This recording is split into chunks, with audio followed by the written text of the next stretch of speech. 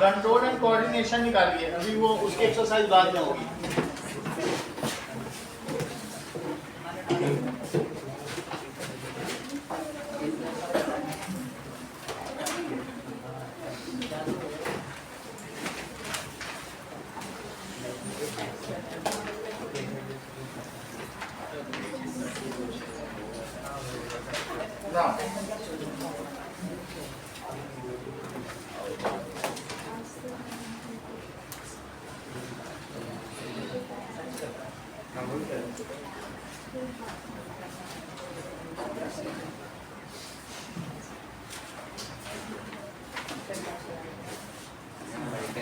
Control and coordination.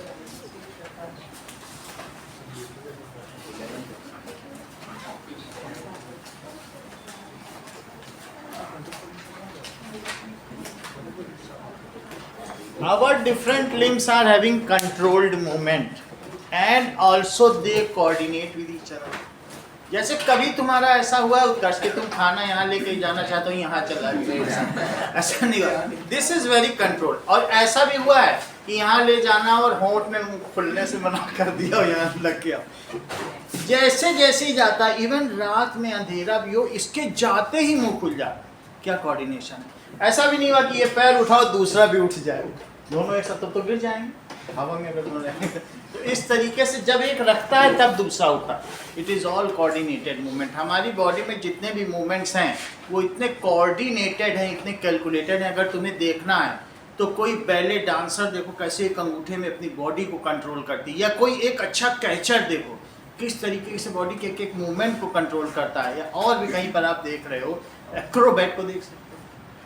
तो इस तरीके से नट जो होता नहीं रस्सी उस्सी पे चलते हैं, इस तरीके से हमारी बॉडी के सारे मूवमेंट्स कोऑर्डिनेटेड हैं, वो एक दूसरे से सहयोग करते हैं। And they all do it for the survival of our body, for the which is best suited.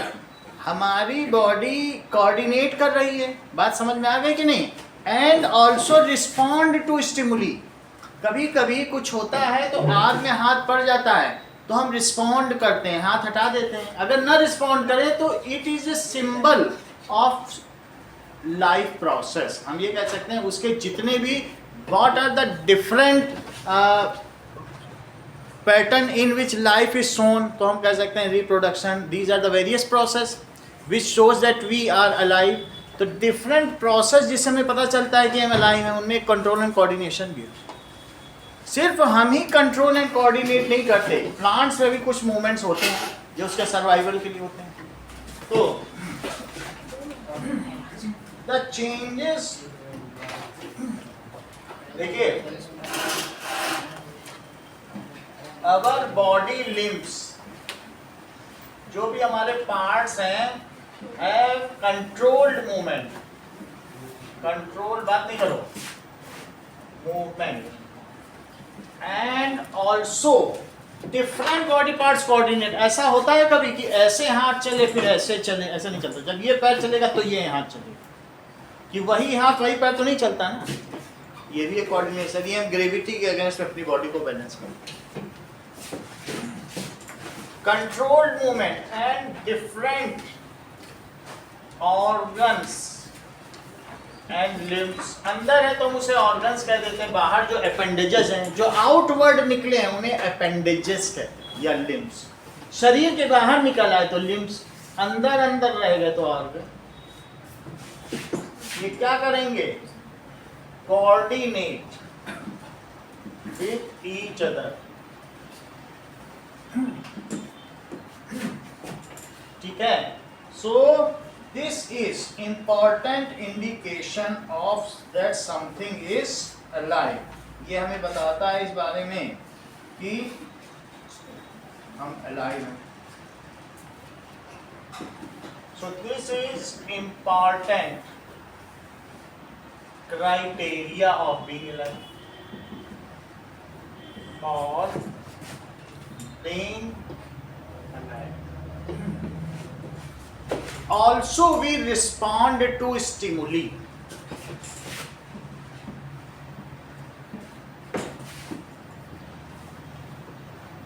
Respond to negatively और पॉजिटिवली।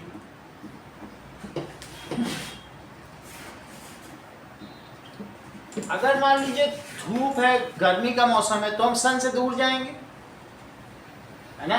तो सन एक स्टिमुली है, हम जिस पे रिस्पॉन्ड करें, to which any change in environment to which we respond, इसको called stimuli. वातावरण में ऐसी कोई भी चीज जिस पर हम प्रतिक्रिया करें उसे उद्दीपक कहा जाएगा। क्या कहा जाएगा? उद्दीपक। और हम उसके खिलाफ करेंगे। कई बार ऐसा होगा सर्दी में वही आग जल रही हो तो हम धीरे धीरे खसक खसक के आग के पास आ जाएंगे, और वही गर्मी में हो तो दूर चले जाएंगे। तो आइदर वी रिस्पॉन्ड पॉजिटिवली और negatively, which is better suited.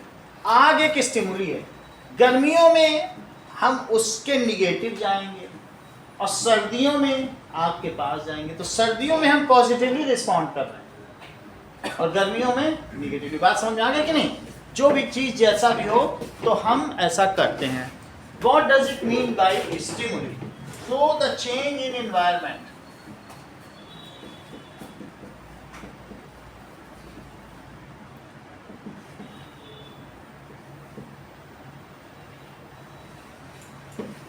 To which organism respond?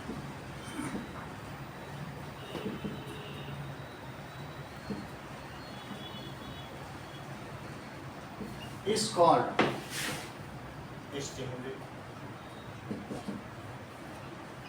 For example, fire एक स्टिमुली हो सकता है, वाटर भी हो सकता है, केमिकल भी हो सकते हैं,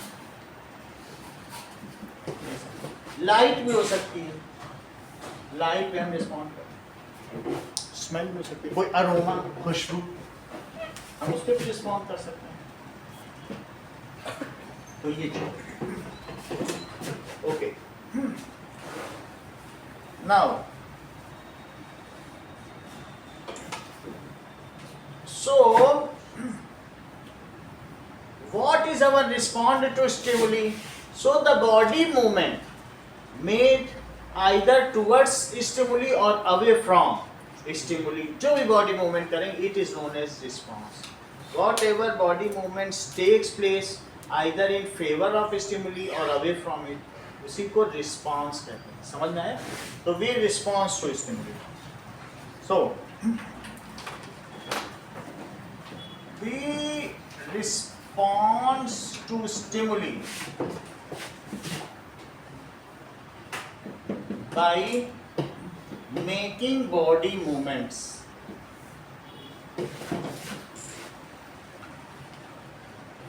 ऐसा हम करते हैं।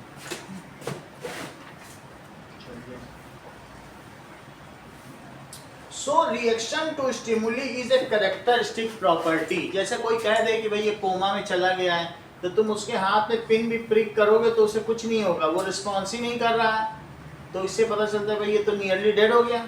तो हम रिस्पॉन्स कर रहे हैं, जब तक वो हाथ हिला रहा है इसका मतलब है सब ठीक है। तो लिविंग सिंड्रोम क्या है? एक what is the characteristic criteria of living? That if we are responding to stimuli, तभी तो माना जाएगा कि अलाइव है। So response to stimuli is the criteria of being alive. दर्द तो होता है जो ट्रॉमा में होता है। हाँ, तो इस तरीके से हमारे जो भी बॉडी में जितने भी क्राइटेरिया हैं उनमें से कुछ या सारे किए जाएं तो वो लाइव माना जाएगा। उनमें से इम्पोर्टेंट क्राइटेरिया ये भी। ऐसा नहीं होगा कि मान लीजिए रिप्रोडक्शन इम्पोर्टेंट क्राइटेरिया है और कोई स्टेराइल है, बांझ दंपत्ति हैं, उनके बच्चे पैदा नहीं हो रहे हैं, तो क्या वो अलाइव नहीं है? लेकिन फिर भी ऐसा तो कहा बैरन हो सकते हैं ना माता पिता, लेकिन फिर भी एक क्राइटेरिया तो है बीइंग अलाइव। तो कुछ कम भी होने पर भी, अगर वो बहुत कुछ बेसिक क्राइटेरिया होते हैं, कुछ सेकेंडरी क्राइटेरिया होते हैं, लेकिन फिर भी अलाइव होने के तो क्राइटेरिया है ना। तो response to stimuli is a criteria of being alive.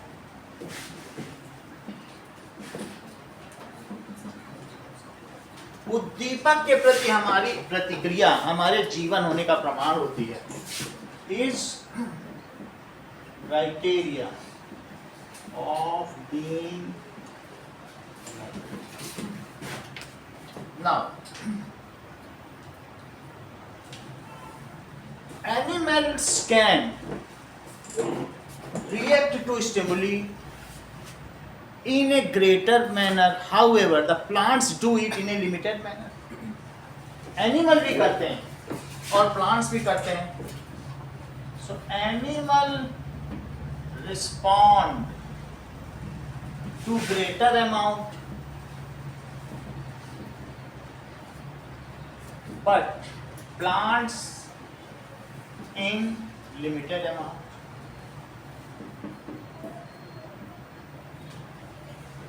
But plant भी रिस्पॉन्ड तो करते हैं. ऐसा देखा गया है कि रोड के एक साइड प्लांट है और यहाँ से पाइपलाइन जा रही है, तो इसकी एक ऐसे जाएगी और यहाँ पर इसको फोड़ देगी पाइपलाइन पानी के. ऐसा देखो, समझ में आई बात कि नहीं? तो जहाँ जहाँ पर पानी का इसका सोर्स होगा वो वहाँ वहाँ तक. हमारे घर में नींबू का पेड़ है, उसने आसपास की 5 टंकियों को फोड़ दिया. तो समझो प्लांट कैसे रिस्पॉन्ड कर रहा है. वो बनवाते हैं टंकी, फिर फूट जाती है. उस प्लांट का क्या करें? अब हमको 2-4 नींबू देता है तो हमारा तो फायदा हो रहा है ना. अब ये समझिए, दे रिस्पॉन्ड टू स्टिमुली. ऐसा देखा गया बड़े बड़े मोटे पाइपलाइन में उसने छेद कर लिया. ऐसा हो रहा है. और भी कई चीजें हैं, तो we will see that, but they respond. अब देखो,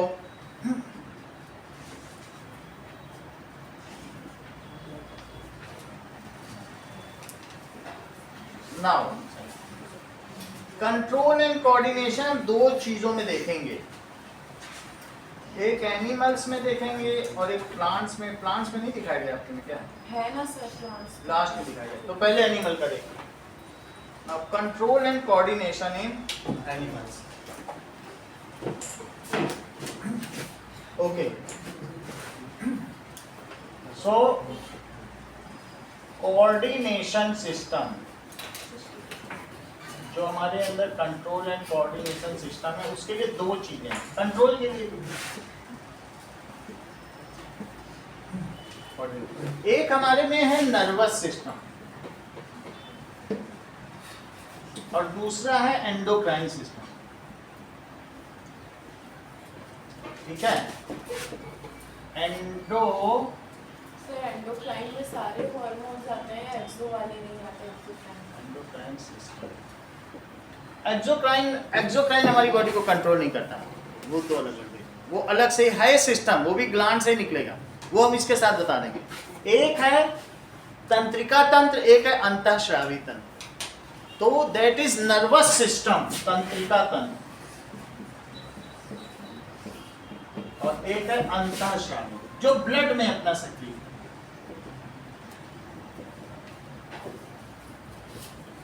दोनों के बारे में समझो. नर्वस सिस्टम में भी 2 चीजें हैं. कौन कौन सी? ना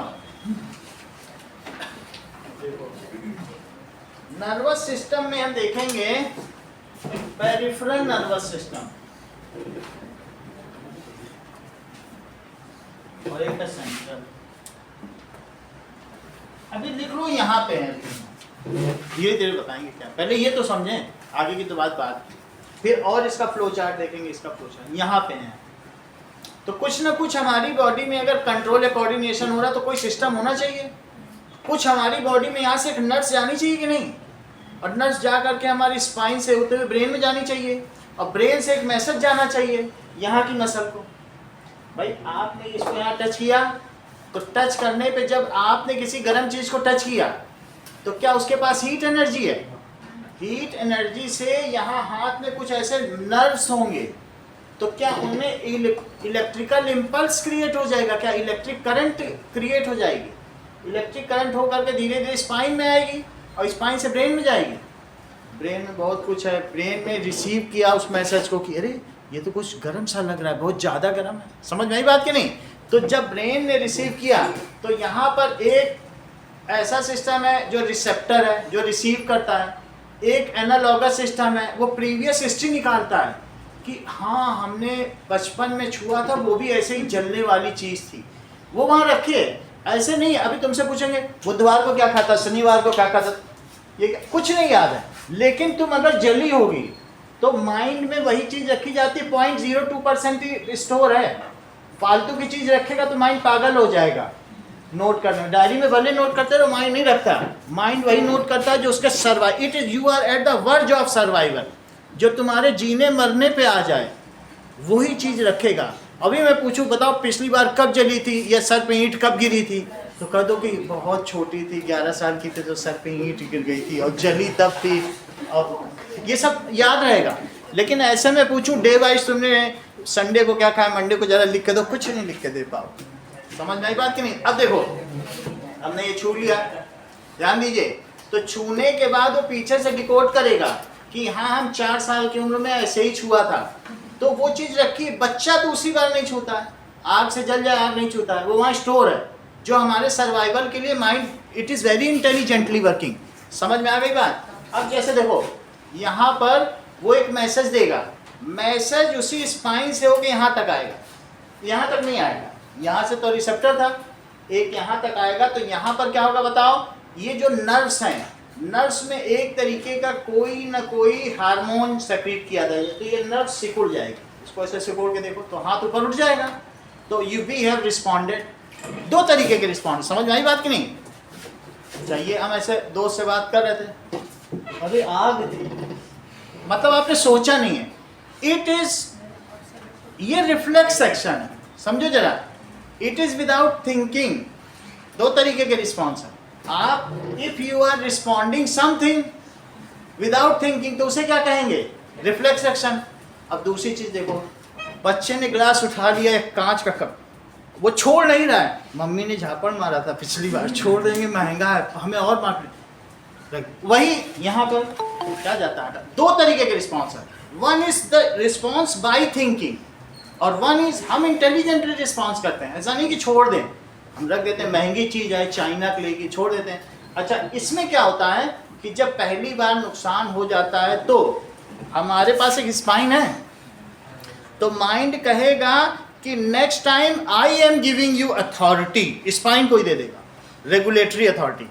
next time if such condition is there you simply send the similar hormone to it and execute the process, हाथ हटा लो। और बाद में स्पाइन कहेगा वहां आग थी और देखो मैंने हाथ हटा लिया, तो माइंड स्पाइन से क्या कहेगा? स्पाइनल कॉर्ड तो जानते हो ना, कहेगा bravo you have done correctly, next time also keep on doing this. हाँ, हमें इन्फॉर्म जरूर कर देना बाद में। 2 तरीके का रिस्पॉन्स, एक है पहले एक्शन लिया जाए और बाद में माइंड को इन्फॉर्म किया जाए, तो वो कौन सा एक्शन हुआ? बोलो रिफ्लेक्स एक्शन। बोलो बात समझ में आ गई कि नहीं? और नहीं तो अगर कोई सोचने लगे हाँ आग है हटा लेना चाहिए, बहुत गर्म होती है, इससे तो जल जाए, 1 सेकंड में नहीं सोचा जा सकता। मैं कहूँ सोचो, हो गया, कहाँ सोच पाओगे? उसके लिए 4-5 मिनट चाहिए। सो thinking is a complex process, तब तक शरीर को नुकसान पहुंच चुका होगा। तो इसलिए सम ऑफ द एक्शंस, तुम्हारी आंखों में अगर हम रोशनी डालें तो रिफ्लेक्स एक्शन के थ्रू ये जो तुम्हारा प्यूपिल का साइज छोटा हो जाता है, इसमें सोचने समझने की जरूरत नहीं, कुछ ऑटोनॉमस भी हैं, हमारी बॉडी खुद ही रिस्पॉन्ड कर देती। बात समझ आएगी नहीं? तो जहाँ जहाँ थिंकिंग इन्वॉल्व नहीं है उस प्रोसेस को क्या कहोगे? बोलो रिफ्लेक्स एक्शन। और कहीं कहीं थिंकिंग होती, लेकिन खैर जो भी हो, तो हम क्या करते हैं बताइए? हमारी बॉडी में कुछ रिस्पॉन्स तो हैं, सही है कि नहीं? कुछ रिस्पॉन्स कैसे होते हैं बताइए? इमीडिएट नेचर, वो नर्वस सिस्टम कंट्रोल करता है। और कुछ रिस्पॉन्स और भी है हमारी बॉडी में, सब कोऑर्डिनेटेड मूवमेंट हैं। जितना ये हाथ बढ़ रहा है, दूसरा ऐसा नहीं कि इतना ही छोटा हो जाए, उतना ही ये भी बड़ा है ऐसा, और जितना बड़ा है उतना ही बड़ा है कि नहीं बढ़ता ही चला जा रहा है, ये भी नहीं। तो जितना है उतना ही हर बॉडी में चीज़ें, जो बॉयज़ हैं उनमें बॉयज़ के रिप्रोडक्टिव पार्ट्स हैं और जो गर्ल्स हैं उनमें गर्ल्स के रिप्रोडक्टिव पार्ट हैं। और जरा इधर उधर हो जाए, तुम लाखों 2 लाख खर्च कर दो, तब भी समाज हमारा ऐसा हंसता है, उनको रोजगार तक नहीं देता, वो बेचारे भीख मांग रहे हैं। ट्रांसजेंडर की हालत देखो। तो हम भाग्यशाली हैं कि हर लड़का लड़का है और हर लड़की लड़की, क्योंकि समाज ऐसा है। अब मोदी जी तो दे रहे हैं सो दे रहे हैं, नहीं। तो इस तरीके से हमारी बॉडी में कुछ मूवमेंट्स स्लोली होते हैं, तुरंत नहीं होते। उनको कौन देखता है? एंडोक्राइन। जैसे हार्मोन हमारी बॉडी में डालना अलग अलग, ठीक है कि नहीं? तुमको मालूम अगर छोटी क्लास में भी पढ़े हो, टेस्टोस्टेरोन, प्रोजेस्टेरोन, ये सब पढ़ा है, एस्ट्रोजन। इसके अलावा भी और भी कई इसमें हैं जो भी ये हार्मोनल सिस्टम, इसको हम अलग से पढ़ेंगे। तो ये स्लो रिस्पॉन्स है और ये कैसा है बताओ? इलेक्ट्रिकल इम्पल्स के द्वारा फास्ट रिस्पॉन्स। तो पहले इसको देखें फिर इसकी चीजें देखें। हाँ, इसके कंपोनेंट्स कौन कौन से हैं नर्वस सिस्टम के, जरा इसे देखिए। So the control and coordination in our body is accomplished by nervous system as well as endocrine system. Endocrine system blood में सीधा अपना जूस डालता है, ओके। उसमें अभी देखें control and coordination in our body is accomplished, ये किस प्रकार से पूरी की जाती है? By nervous system and endocrine system. Nervous system.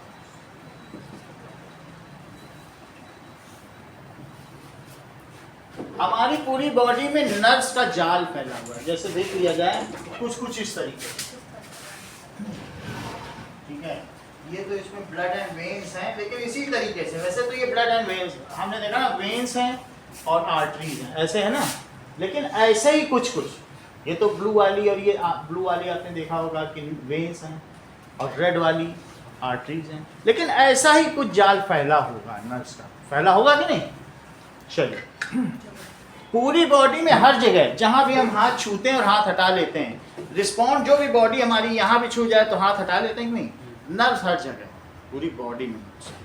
तो अब हम देखते हैं नर्वस सिस्टम।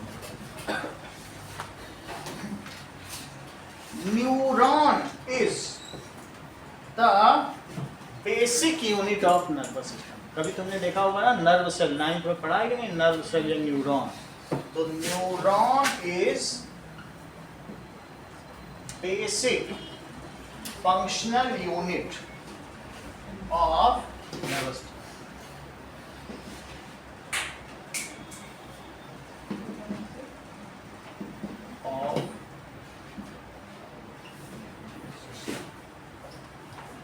न्यूरॉन के 3 पार्ट्स हैं, और अगर हमारे बॉडी में न्यूरॉन की बात की जाए तो ये सबसे लंबी सेल यही है, सबसे बड़ी सेल ओवा है, एग, और सबसे लंबी सेल कौन है? That is neuron. बात समझ आई? सही है ना? तो कितनी बड़ी होती होगी अमन ये न्यूरॉन, बताओ? सबसे लंबी नर्व सेल हमारी बॉडी की कौन सी है? ये ज्यादा अच्छा होगा, साइटिका। उत्कर्ष ने बताया, बहुत बढ़िया। देखो, इन्होंने कहा यहाँ से जो होती है, एक नर्व है यहाँ से जाती है, स्पाइन से होती है, ये इसमें अगर जरा सा भी गड़बड़ी लगाएंगे उसको साइटिका हो गया। साइटिका हो नहीं गया, साइटिका तो नर्व का नाम है, लोग ऐसा बोलते हैं। साइटिका नर्व कहाँ से जा रही बताइए? पैर से जा रही है।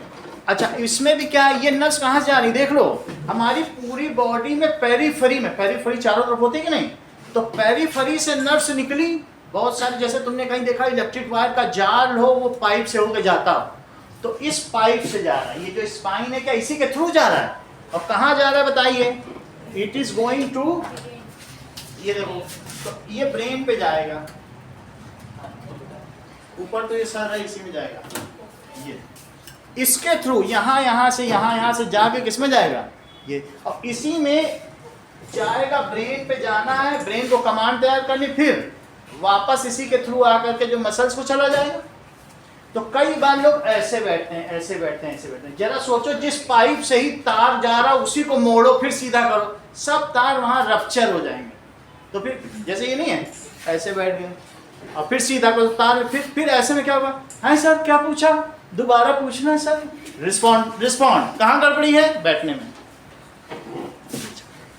अगर रिस्पॉन्डिंग सिस्टम जो ऐसे बैठा है, ओके सर, यस, ये चीज रिस्पॉन्ड कहाँ गड़बड़ हो जाता है? जब हमारे नर्व्स और उनकी वायरिंग प्रॉपर है, जिसकी स्पाइन सीधी है वो 60 साल में भी 20 साल का जवान है, और जो टेढ़ा बैठता है वो 20 साल में 60 साल का बूढ़ा है। सो इट इज ऑल अबाउट हमारा चारों तरफ का जो नर्व्स है, ये नर्व्स का जाल है, इसको कहेंगे पेरिफेरल नर्वस सिस्टम। भाई हाथ पैर से जा रही वो क्या है बताओ? Peripheral nervous. यहाँ देखो, इसके थ्रू जो इसके ऊपर चली जाए तो क्या कहें? ये देखो, इसके ऊपर फिर ब्रेन होगा, तो इसके थ्रू अगर ब्रेन में चली जाए तो कहेंगे सेंट्रल नर्वस सिस्टम। ये क्या है? यहाँ से ये सेंट्रल है, और जो चारों तरफ की नर्व्स पूरी बॉडी में वो क्या है? ये दोनों लिखो। एक हमने क्या लिखा है बताओ? पेरिफेरल। पेरिफेरल में जो नर्व्स हैं, बॉडी नर्व्स हैं, सही है। तो अब आप लोगों ने पढ़ा हो जैसे मोटर न्यूरॉन्स, ऐसे दूसरे और भी न्यूरॉन्स होते हैं ना, वो सब इसमें आते हैं। और इनमें क्या आएगा बताओ? Spinal cord and brain.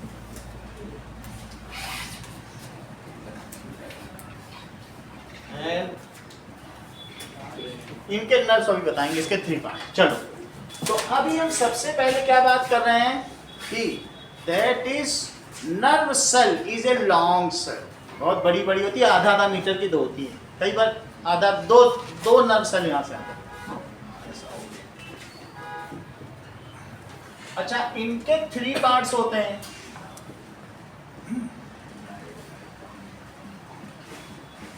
ये देखो ना, दिस इज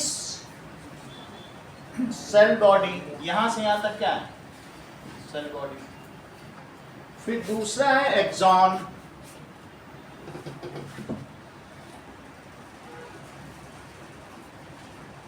एंड फिर तीसरा क्या होगा? इनके ऊपर कवर चढ़ी, जिससे कि इसको टूट फूट ना हो हमारे बॉडी मूवमेंट में, तो इसे माइलिन सील कहेंगे। That is okay. जॉन वो सही कह रहे हैं, उत्कर्ष की बात सुनो। नोड ऑफ रेनवियर, यही बताया ना तुमने? देखो, नोड ऑफ, वर्ड चेंज हो गया। वो ठीक है, वो उनका अपना सब चीज लिखो। ये आ चुका है इसलिए बताना। ये जहां जहां नोड्स हैं, बीच एक ही ये नहीं, माइलिन सीथ ऐसी सीथ है। सीथ का मतलब जैसे मोबाइल में सीथ होते हैं, तो ये पूरा एक्सॉन इसे लिखो माइलिन सीथ। ये क्या है बताओ? दैट इज जो ऊपर कवर चढ़ा है, इसको लिखो माइलिन सीथ। सीथ का क्या मतलब है? कवर। तो सीथ की क्या जरूरत है कि ये बोन से जाएगी ना। अब बोन में बताओ क्या होगा अगर हमारी इसी बोन में, तो सब तो टूट टाट जाएगी, उसे बचाना है कि नहीं? तो उसको कवर चढ़ाना पड़ेगा। ओके, तो इसलिए इस पर एक माइलिन सीथ है, और ये नोड ऑफ रेनवियर है। ये क्या है बताओ? ऐसा 9th में पढ़ा था, आप बताओ। नोड ऑफ रेनवियर कॉक्सी हो गई। जहां जहां नोड है, नोड्स होती हैं, जहां 2 चीज मिलती है उस चीज को क्या कहते हैं? भाई आप यहाँ देख लो ना अर्चिता, ये नोड है, प्लांट है। जहां 2 चीज मिलेंगे वो नोड होता है। तो ऐसी 2 चीज मिली तो नोड हुआ कि नहीं? ओके, अब देखिए ये क्या है? Is this dendrite? Message moves from dendrite to nerve ending. ये nerve ending. Okay, now 3 part हैं इसके, नर्व एंडिंग। चलो इसके बारे में कुछ लिखते हैं, ये इंपॉर्टेंट है।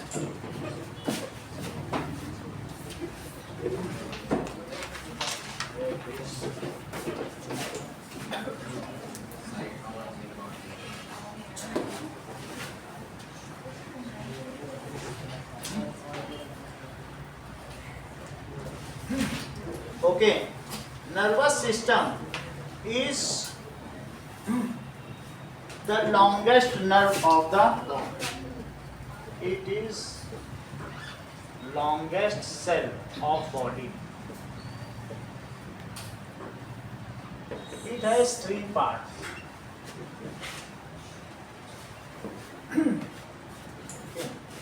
Now, cell body, dendrite and axon. Cell body, cell body में न्यूक्लियस भी है और न्यूक्लियस के अलावा इसमें साइटोप्लाज्म भी है।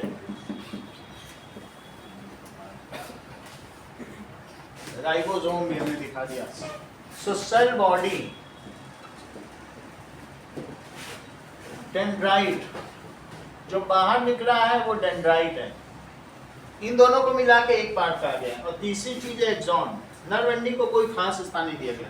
दैट इज, ये समझो एक्सॉन का ही एक एंड पे नर्व एंडिंग है। Cell body, dendrite and axon. देख लो, डेंड्राइट 1 है, सेल बॉडी 2 है और एक्सॉन 3। यही 3 पार्ट है। नर्व एंडिंग कोई पार्ट नहीं है। ये बहुत रूट टाइप निकला होगा। सो सेल बॉडी मेन पार्ट्स हैं। इसके आगे क्या होगा? द शॉर्टर फाइबर्स हैं और जो माइलिन है ये फैट एंड प्रोटीन से बना हुआ है। इतना समझने की जरूरत नहीं है, बस फैट एंड प्रोटीन, इसके बारे में कुछ भी जानने की जरूरत नहीं। इसके 3 पार्ट्स हैं। Dendrite receives the message and in form of electrical impulse. जब इसके संपर्क में कोई स्टिमुली आएगा तो क्या होगा? स्टिमुली की जब मैं बात कर रहा हूं तो उसको कहेंगे जैसे लकड़ी जल रही है तो स्टिमुली इसके संपर्क में आया। Now whatever is the mechanical information is converted into electrical form. Electrical impulse electrical current के भाव में बदल जाएगा। इतना भी नहीं, माइक्रो एम्पियर करंट, बहुत थोड़ी करंट है। हमारी बॉडी में पूरी करंट अभी वीडियो में देखेंगे तो इम्पल्स के तौर पर चलती है। इम्पल्स का क्या मतलब है? ऐसे नहीं लगातार नहीं चल रही है, झटके से चल रही है। जैसे देखो ऐसे लग गया तो ऐसा लगेगा जैसे करंट मार दिया। तो something if for a very short period, बहुत तेज लगेगा तो, पत्थर पे लगेगा तो लगता है कि करंट, झटका नहीं लग जाता कभी कभी, ऐसा होता है। इम्पल्स का मतलब है if force is applied for a very large amount in A very short period, उसे इम्पल्स कहते हैं। तुम छोटी क्लास में पढ़े होगे तो ये तुमने देखा होगा कि एफ क्या होता है बताओ? Rate of change of momentum होता है। लेकिन अगर मान लो धोनी ने बॉल मारी, वो इतनी थोड़ी देर के लिए थी 0.01 सेकेंड, तुमको उसमें भी वो टाइम कैलकुलेट नहीं कर सकते ना।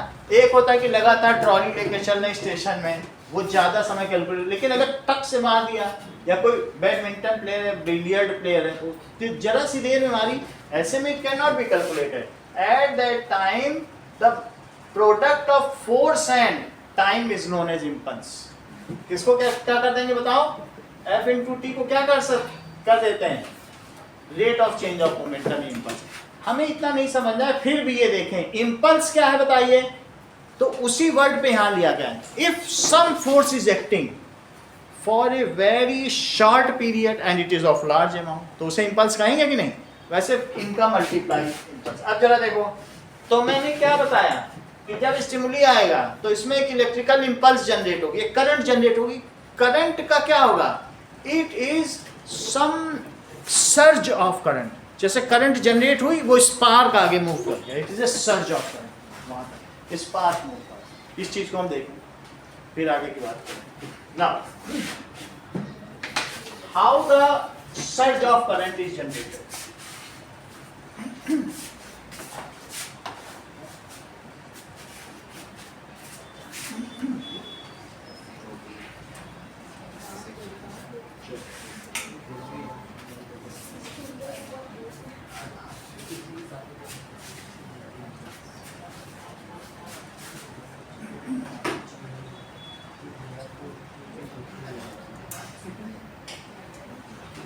बात करते रहते हो एक सेकंड में, इसीलिए तो तेज नहीं पाते। Electrical impulse in neuron.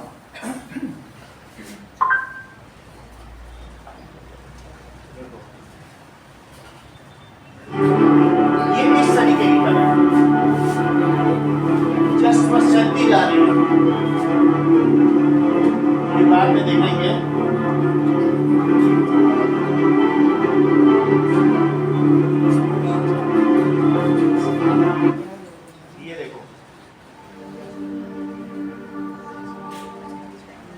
इसने ये जब हमारे पास स्टिमुली आया, इसने कुछ केमिकल डाले, वो केमिकल हमारे रिसेप्टर ने, डेंड्राइट ने रिसीव कर लिए क्या?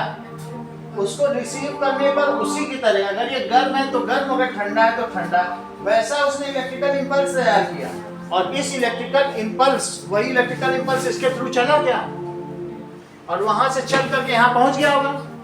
समझ में आ गई बात? देखो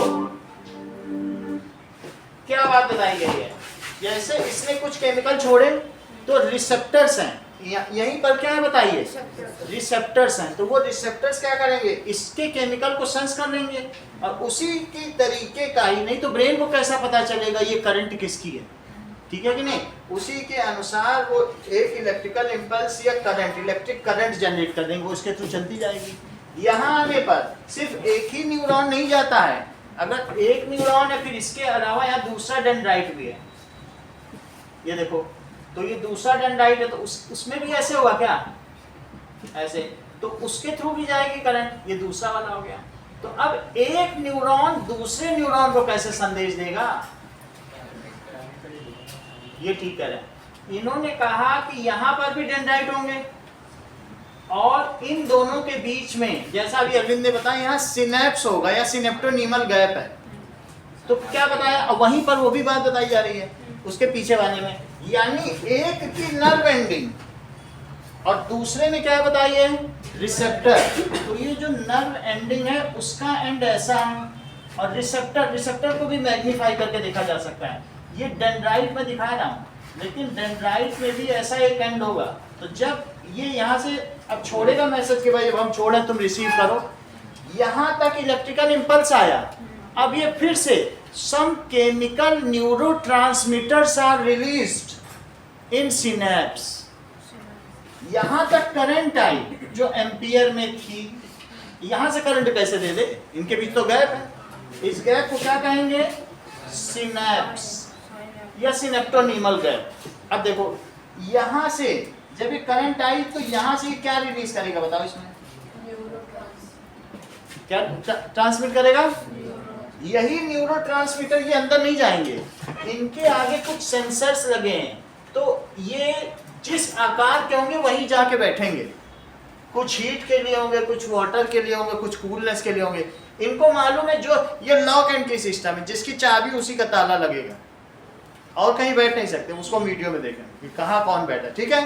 तो जो suitable messages are picked up by, तो इस सिनेप्स में इनका नाम भी लिख दो, क्या नाम है बताओ अंशुप्रिया, इन केमिकल्स का, दैट इज न्यूरो ट्रांसमीटर, जो ट्रांसमिट करें एक न्यूरॉन से दूसरे न्यूरॉन, तो इंटर न्यूरॉन ट्रांसमिट करने के लिए न्यूरोट्रांसमीटर्स हैं, वो सिनेप्स के थ्रू किस में बैठ गया बोलो, रिसेप्टर में, और रिसेप्टर ने उनको पहचान लिया, फिर से करंट आगे बढ़ गई, तो ये इलेक्ट्रिक करंट है। तो ये अभी हम क्वेश्चन लिखाएंगे, how the message is transported, okay. जरा देखें इसी को, यहाँ पे क्या दिखाया गया है, ये देखो कि how the message, QEEG brain scans look directly at the electrical activity of the brain. ये सर्ज दिख रहा है, सर्ज ऑफ करंट, पूरी करंट नहीं है, अचानक एक इंपल्स में, समझ आई बात। And brain consist of millions of cell, कोई एक दो सेल नहीं है, ठीक है। Nearly 100 generate intelligible synthesized speech. Shifting within the synaptic process. So we have seen, इसको और देख लें, neuron communication, Neurons communicate with each other, relaying messages throughout your body and powering all of your thoughts and action. कुमकुम, ये peripheral nervous system है जो तुम्हारी body में, limbs में है ना, जो चीजों को रिसीव करता है और ये बाद में स्पाइन के थ्रू बंडल बना के ऊपर भेज देता है। तो ये स्पाइन और ब्रेन, अंशुप्रिया ये कौन सा है, बता नहीं रही हो तुम, ये सेंट्रल नर्वस सिस्टम है, केंद्रीय तंत्रिका तंत्र, ठीक है, और ये चारों तरफ का है, ठीक है कि नहीं। तो दिस इज, अब आगे देखो कि कैसे न्यूरॉन ट्रांसमिट करता है। Neurons talk to each other using both electrical and chemical signals. Messages start as a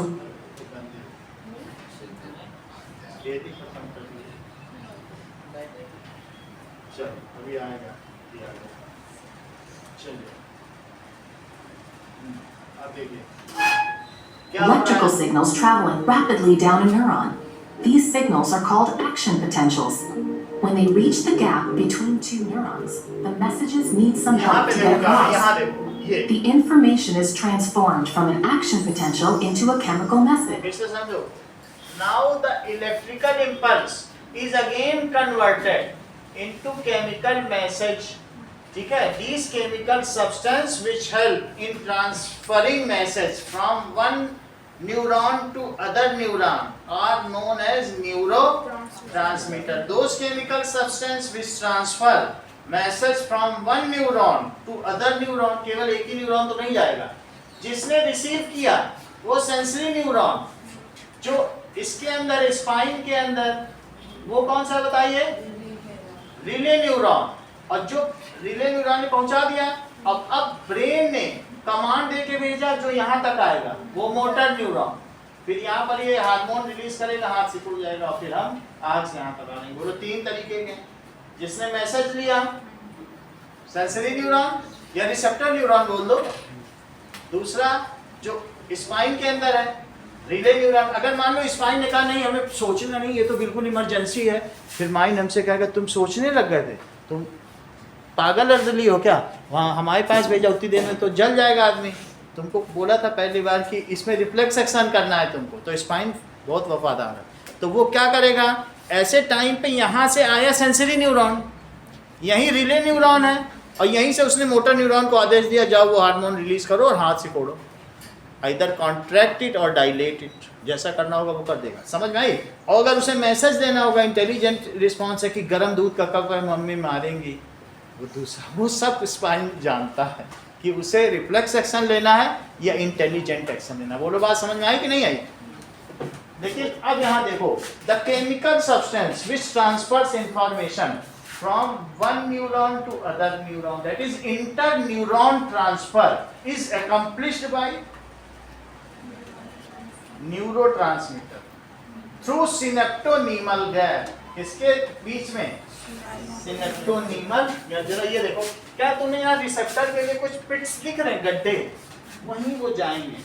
तो यहाँ भी करंट, यहाँ भी करंट, बीच में के, ओके, बीच में केमिकल है. बाकी तो न्यूरॉन के थ्रू क्या बस जाएगी. देखो Which crosses the gap called a synapse. The release of those chemical messengers can trigger an action potential in the neuron on the other side of the synapse, conveying the message onward. Or it can quiet the message. इससे ज़्यादा नहीं जाएगा. This happens over and over and over. And with बस repeat. इसको public में अब तुम्हें थोड़ा आइडिया तो लग ही गया होगा ना कि क्या क्या चीज़ है. चलिए नाउ, तो हमारी बॉडी में डेंड्राइट क्या करेगा, डेंड्राइट रिसीव्स द मैसेज. ये आपकी बुक में बना हुआ है, जरा चेक कर लो. तो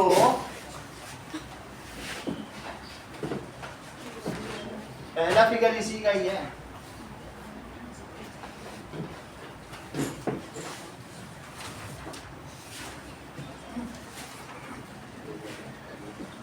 Now that is dendrite. Dendrite is fibrous structure.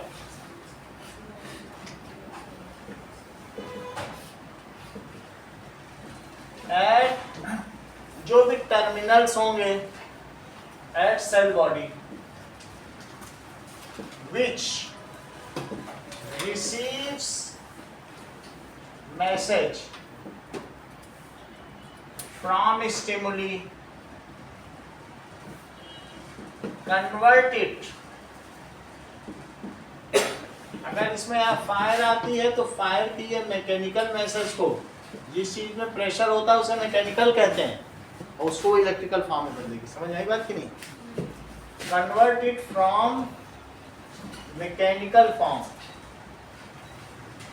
To electrical form, from mechanical form to, आप इलेक्ट्रिकल इंपल्स लिख दें. अभी तुमने देखा ना अंकुर कैसे वो जो सर्ज निकल रही, बस एक करंट का झटका चल रहा है, वो इसी को सर्ज कह रहा है. ठीक है, इलेक्ट्रिकल इंपल्स, करंट नहीं बोल सकते. क्योंकि ये बस झटके में एक चली फिर दूसरी पीछे से चली, ऐसे इम्पल्स कह रहे हैं, electrical impulse. Now this electrical impulse travels from cell body to axon and up to nerve ending. Now this electrical impulse, it is of microampere. ठीक है, माइक्रोएम्पियर हमने लिखा दिया ऑफ ऑर्डर.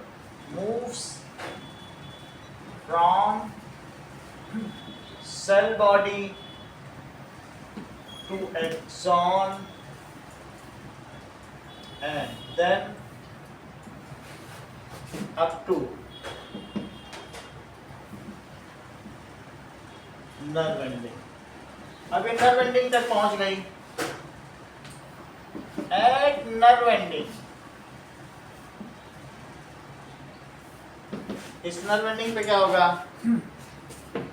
It releases. देखो ये दूसरी सेल बॉडी यहाँ पे आ जाएगी, ये जैसे है तो दूसरी सेल बॉडी होगी और दूसरी सेल बॉडी में भी कुछ नर्व एंडिंग होगी. उसी को ही निश्चिता मैंने यहाँ दिखाया, ये चीज है यहाँ.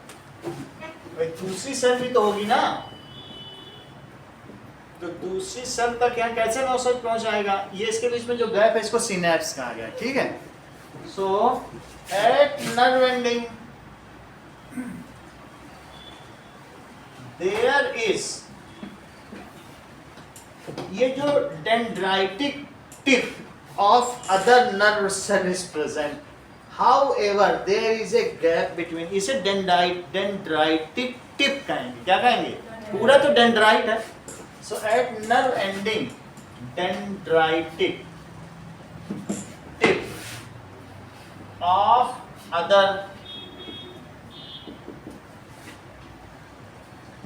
nerve cell is present. However, there is a gap between them.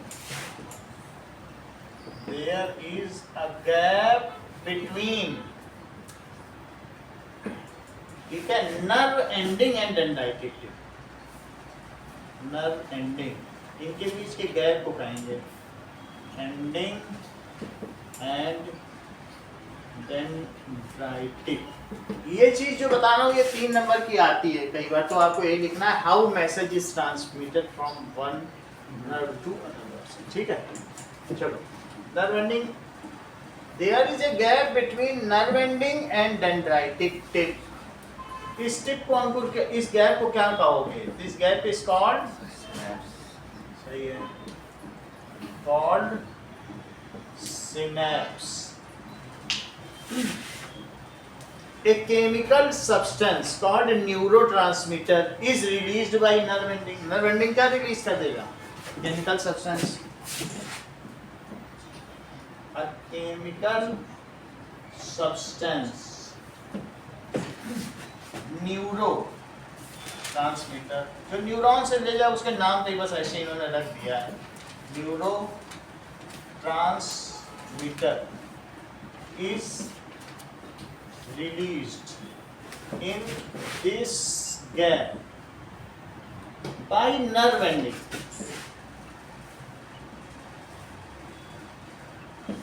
Which is correctly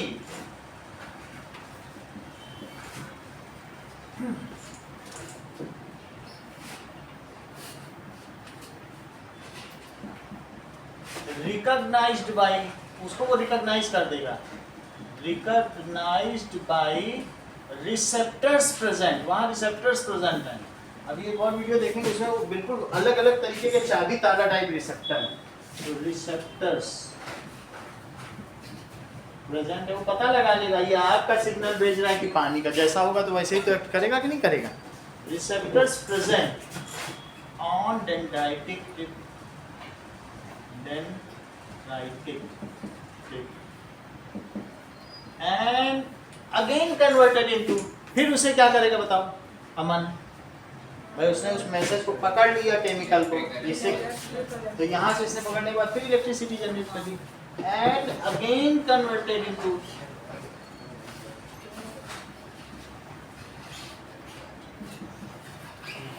electric impulse and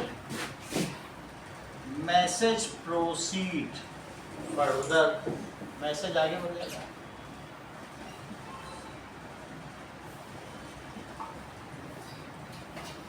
in this way जो information travels through neuron, how the information travels, ये मैसेज इज ट्रेवलिंग थ्रू, ये question पूछा गया। In this way that is message is traveling या information through neuron।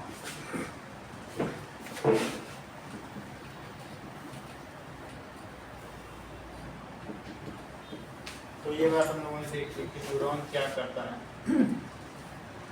अब देखिए कि जब ये बात हम जान चुके हैं तो ये भी देख रहे हैं कि न्यूरॉन्स किन तीन तरीके के होते हैं। What are the three different types of neurons.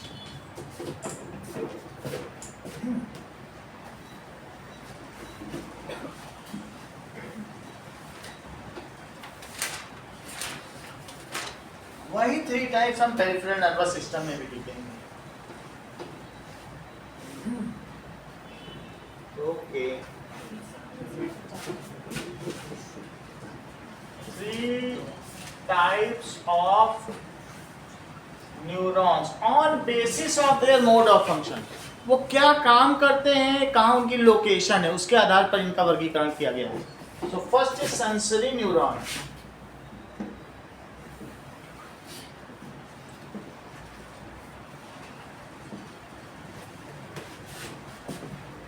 इनको ये रिसेप्टर न्यूरॉन्स कहते हैं। Sensory cell toward the centre of the system.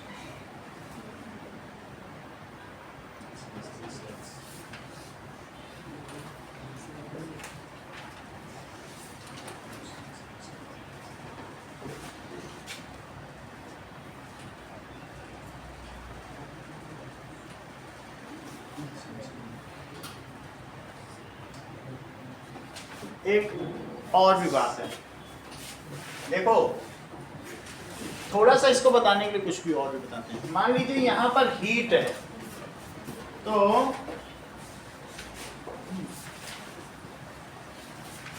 देखो हीट क्या है, हीट एक स्टिमुलस है। स्टिमुलस, अब देखो स्टिमुलस का मतलब है सिंगुलर और स्टिमुली यानी प्लूरल, बहुत सारे होंगे तो क्या होगा, रेडियस रेडाई। स्टिमुलस जब बोल रहे हैं तो सिंगुलर है, ठीक है, एक चीज हमें दिखाई। इससे क्या होगा, इस हीट की वजह से ये स्टिमुलस है, फिर सेंसरी सेल इसको डिटेक्ट करेंगे। सेंसरी सेल अलग है और सेंसरी न्यूरॉन अलग है। सो इसको कौन डिटेक्ट करेगा बताओ, डिटेक्टेड बाय, चलो हमारे हाथों में या कहीं पर भी यहाँ सब सेल्स हैं, समझ आया।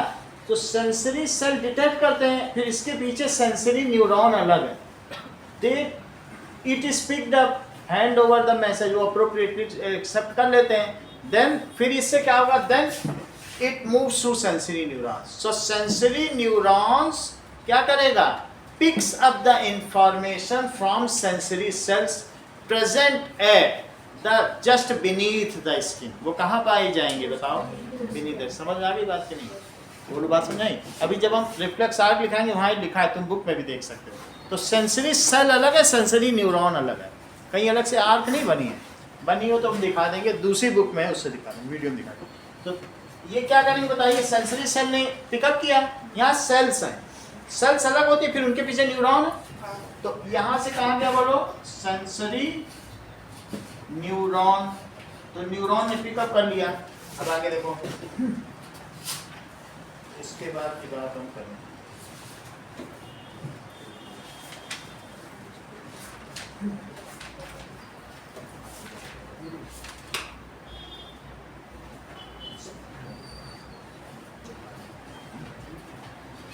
ये यहाँ पर क्या लिखा है, रिसेप्टर्स हैं, तो वो जो रिसीव करते हैं वो सब रिसेप्टर, फिर सेंसरी न्यूरॉन्स, ये न्यूरॉन होता है। ओके, रिसेप्टर अलग चीज है, सेंसरी सेल और रिसेप्टर एक ही बात है। जो रिसीव करे वो रिसेप्टर है। वहाँ लिखा है, वहाँ लिखा है, बोलो हाथ में रिसेप्टर है और फिर ये सेंसरी न्यूरॉन, देखो ये सेंसरी न्यूरॉन लंबे हैं लेकिन यहाँ रिसेप्टर है। हाथ में जो टर्मिनल है ना बॉडी में अंडरनीथ स्किन, वो रिसेप्टर है। ऐसे ये नहीं हम कह रहे हैं कि अलग अलग तरीके के हैं, जैसे नोज में ऑल फैक्ट्री रिसेप्टर्स हैं, आईज में फोटो रिसेप्टर्स हैं, इसी तरीके से ऑडिटरी रिसेप्टर्स हैं, कुछ अलग चीज़ें हैं। न्यूरॉन अलग है, ये नहीं कह रहा हूँ मैं कि सिर्फ स्किन का ही रिसेप्टर है, स्किन के भी होंगे, हीट के थर्मो रिसेप्टर्स हैं, तो चाहे कूल हो चाहे वो हीट हो, सब थर्मो रिसेप्टर हैं। Thermo receptor, photo receptor, olfactory receptors, auditory receptors, और एक और पांच तरीके के रिसेप्टर होंगे, 5 ज्ञानेंद्रियां हैं।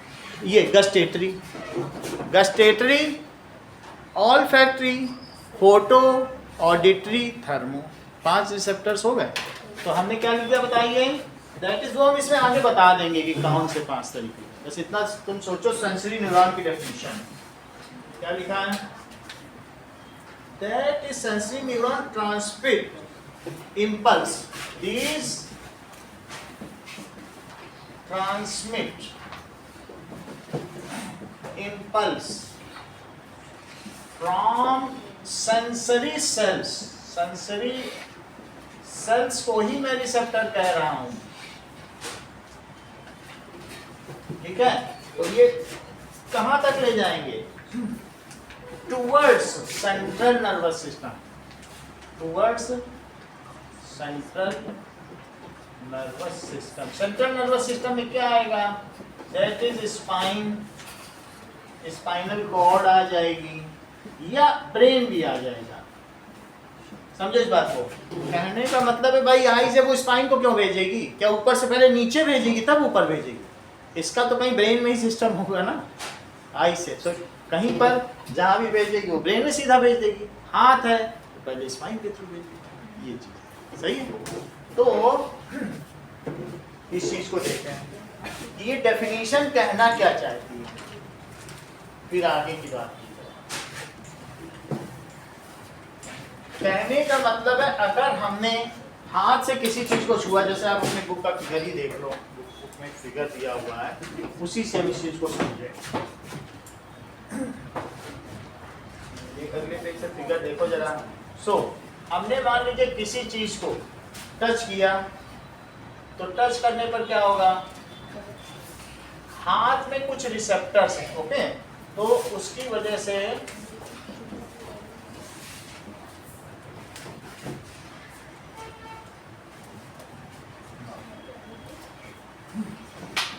यहां से कुछ रिसेप्टर्स मूव कर रहे हैं, ये देखिए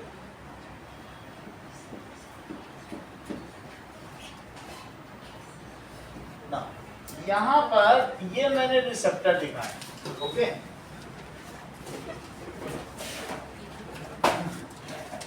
तो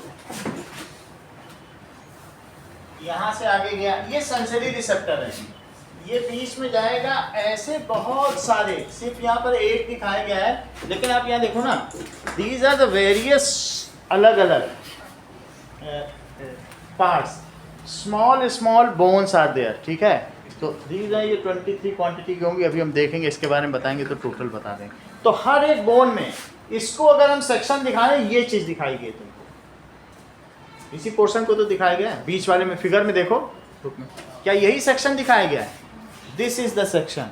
बुक कहाँ, बहुत बड़ी बात है, देखो ये देखो, अगर बहुत ध्यान से देखोगे तब पता चलेगा कि लोग कितना मेहनत करते हैं देख लो। ऐसे रोज थोड़ा थोड़ा मेहनत की जाए, बहुत कई दिनों तक ऑनलाइन पढ़ा जाए, बहुत मेहनत करनी पड़ती है, मुझे ना आया जाए। चलो, तो यहाँ तक आया, अब आगे देखिए, दिस इज, इसी में यहाँ पर क्या होगा, ये स्पाइनल कॉर्ड का पार्ट है, बस यही समझिए, बस स्पाइनल कॉर्ड, ज्यादा बनाने की जरूरत नहीं। ये स्पाइनल कॉर्ड है। ओके, तो बीच में ऐसे बहुत सारे हैं, इसी में बहुत सारी ये सब निकले हुए, यहीं से नर्स जाती है अंदर, यही सब नर्स है, ठीक है। अब देखिए, तो इसके अंदर जब नर्व गई तो क्या हुआ होगा, सेंसरी न्यूरॉन, इसके अंदर भी चली गई, मेरू रज्जु स्पाइनल कॉर्ड को कहेंगे, फिर उसके अंदर बोन के अंदर मैरो है, बोन के अंदर भी मैरो, मैरो के अंदर एक फ्लूइड, वो तो फ्लूइड भरा हुआ है, ये वेरी डायनामिक है, इसमें ऑस्टियोसेल्स हैं, यहाँ तक अंदर चली गई। ऐसा नहीं कि बोन, ये बोन ही नहीं है कि कैल्शियम और फॉस्फेट की बनी हुई नहीं है, इसके अंदर एक फ्लूइड भी है, वहाँ तक ही जाए, बात समझ में आई। तो वहाँ जाने के बाद इसने क्या किया, जो भी इसका मैसेज है यहाँ पे, ये कौन सा है मन बोलो, ये रिले न्यूरॉन। फिर से देखो, हाथ में बहुत सारे सेंसरी रिसेप्टर्स, ये सेंसरी सेल्स ने क्या किया, इन्हें रिसेप्टर बोल दो तुम, सेंसरी सेल में अगर वो करना चाहते हो, कोई बात नहीं, रिसेप्टर बोल दो। तो दीज आर रिसेप्टर्स, वहां हमने लिख दिया, दोनों नाम लिख दिए, सेंसरी सेल रिसेप्टर, रिसेप्टर। और रिसेप्टर से आगे कैसे मैसेज दिया, जैसे बुक में लिखा है वैसे लिख दो। तो देखो रिसेप्टर लिखा है बुक में कि नहीं लिखा है, और ये स्टिमुली हो गया, और ये क्या हुआ फिर बोलो, दैट इज सेंसरी न्यूरॉन, और सेंसरी न्यूरॉन से इसमें एरो बना दो, तो ये क्या है, इसका नाम बताओ, ये रिले कर रहा है, रिले न्यूरॉन, रिले करने वाला, रिले बिल्कुल न्यूट्रल है, उससे कोई लेना देना नहीं होता। जैसे टीवी ने, किसी ने एक्टिंग की, उसने रिले कर दिया और दर्शकों ने रिस्पॉन्ड किया, तो टीवी को कुछ एक्टिंग नहीं करनी होती, उससे सिर्फ चीजों का प्रसारण करना होता है। तो ये रिले हुआ ना, रिले कर दिया। रिले के बाद क्या होगा बताओ, रिले के बाद ये मैसेज कहाँ से जाएगा, ये कहाँ तक जाएगा जरा सोचो, यहाँ तक जाएगा, और यहाँ पे क्या है, मसल्स। तो ये मसल कॉन्ट्रैक्टाइल्स हैं, तो डायलेशन के लिए कुछ नहीं है, हमेशा कॉन्ट्रैक्ट की मेहनत करनी पड़ती, खुल तो अपने आप ही जाती है कॉन्ट्रैक्ट करने की, समझ में आ गई बात कि नहीं। तो इसलिए इसमें वो कुछ ऐसे हार्मोन रिलीज कर देगा। तो बताओ अरविंद, इसका नाम बताओ, ये वाली कौन सी न्यूरॉन है, motor neuron, that is motor neuron, ऐसा। तो इस वजह से ये हाथ अब क्या हो जाएगा, उठ जाएगा, इसको रिस्पांस कहेंगे, इस हाथ का उठना क्या कहलाएगा, रिस्पांस। तो मोटर न्यूरॉन में जैसे इसमें हार्मोन सेक्रेट किया, उठ गया, इस तरीके से देखिए। So let us write down sensory neurons, they receive, they take impulse from receptor and proceed it या send it to relay neuron या center, सीधी सी बात, यहीं से देखो, they take information from receptor and in electrical impulse form send it up to relay neuron या central nervous system, केंद्रीय तंत्रिका तंत्र तक ये प्रेषित कर देते हैं जो भी सूचनाएं होती हैं, ठीक है। अब जरा देखते हैं, now next one is what, अब हमारे पास सेंसरी न्यूरॉन आ गया, सेंसरी न्यूरॉन ने इसको किसको भेजा बताइए, now sensory neuron has send this information to spinal cord, sensory neuron से लिखो, this information is send to, sir ये रिफ्लेक्स आर्क का बात है, स्पाइनल, ये तो इस रिफ्लेक्स आर्क का बताना है, लेकिन चूंकि इसमें तीनों ही आ जाएंगे तो इसलिए मैं बता दे रहा हूँ। तो दो चीजें हमारी एक साथ समझी जा सकती हैं, spinal cord contains relay neuron, और रिले न्यूरॉन से फिर क्या होगा, मोटर न्यूरॉन, इससे जो एफेक्टर मसल है वहां तक काम किया जाएगा, कोई तो एफेक्टर होगा, एफेक्टर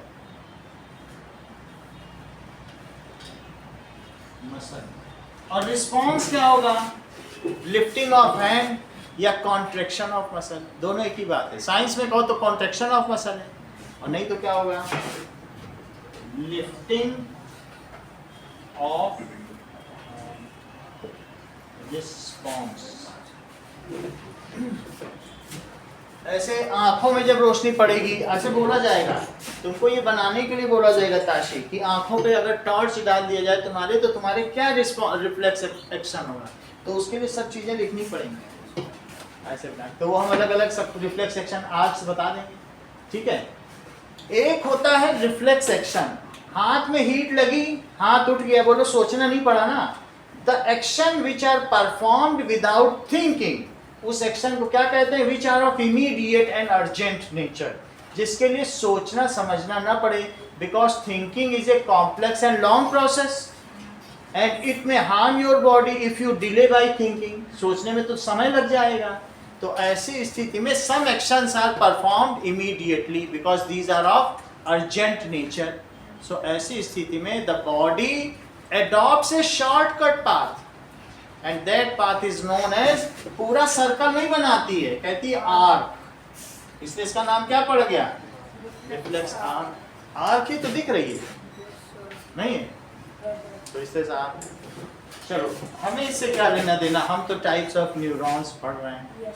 तो हमने पहला टाइप क्या पढ़ लिया, सेंसरी न्यूरॉन्स, अब दूसरा देखो। इसका काम है कि सूचनाओं को तंत्रिका तंत्र तक पहुंचा देना, that is central nervous system तक पहुंचा देना।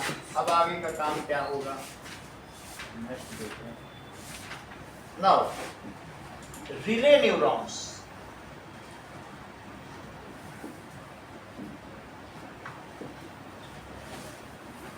Relay neurons, these are present in central nervous system, either in brain।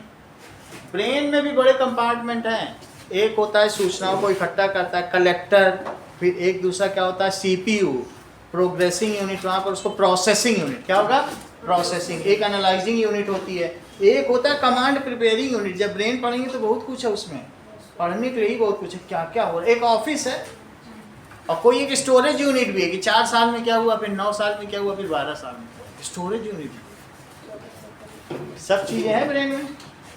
तो ये सब अब, लेकिन ये सब करने के लिए वहाँ रिले भी तो होना चाहिए, यहाँ से वहाँ फाइल पकड़ाई, वहाँ से यहाँ पकड़ाई, तो यहाँ से वहाँ पकड़ाई, कौन करेगा काम। जब बाहर मैसेज आएगा वो मोटर न्यूरॉन करेगा, लेकिन अंदर ही अंदर ब्रेन में कौन करेगा, रिले न्यूरॉन करेगा।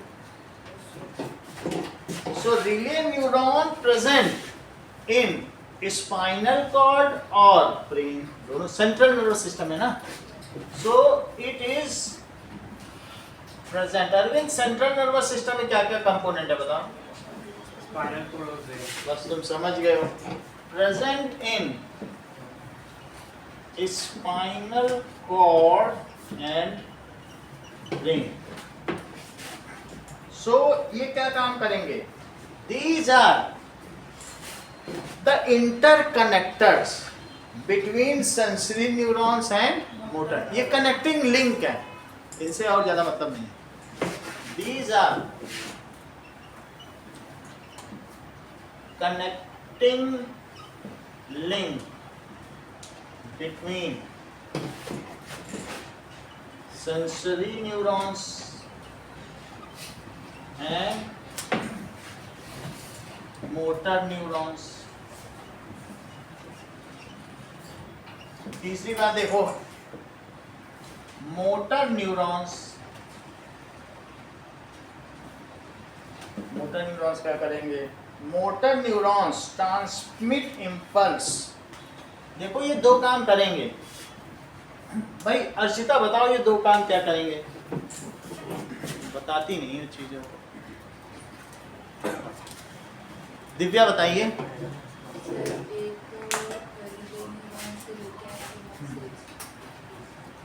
आइदर दे, ये क्या करेंगे, ये send prepared command from brain, जो ब्रेन कमांड प्रिपेयर करेगी टू द अफेक्टर मसल, और under reflex action they transmit the necessary message to the effector muscle. या तो रिले, अगर मान लीजिए ये रिफ्लेक्स एक्शन है तो अर्जेंट नेचर में जो मैसेज है वो already well prepared in advance. जैसे कोई जा रहा है, बॉस अच्छा अंकुर ये हो तो वो कर देना, वो हो तो ये कर देना, ऐसा हो तो ये कर देना, हम चले छुट्टी, हमने प्रिपेयर्ड मैसेज छोड़ दिया इनके पास। आग आए तो हाथ हटा लेना, पानी आए तो कूद जाना। Prepared message. ये समझ आई? तो मोटर न्यूरॉन क्या करेगी बताइए?